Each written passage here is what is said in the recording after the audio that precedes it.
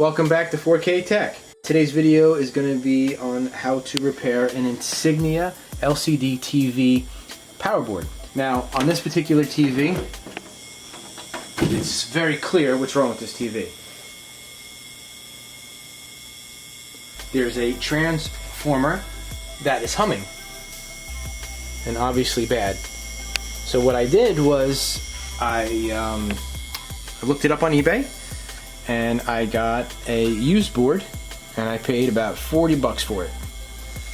So we're gonna take that out and put the new board in and see what happens. Make sure you unplug your TV while you do this. You're gonna have a clip here, push down, pull out, push down, pull out, and then you have 4 screws. 1, 2, 3, 4. Oh, here's another clip here.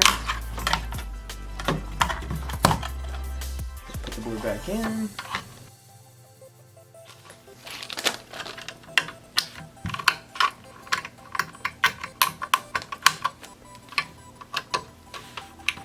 Let's plug it in and see if it works. No more buzzing. Let's see if we get a picture. Boom! There it is. Simple fix. If you like this video, give it a thumbs up and subscribe to our channel. Thank you for tuning in to 4K Tech.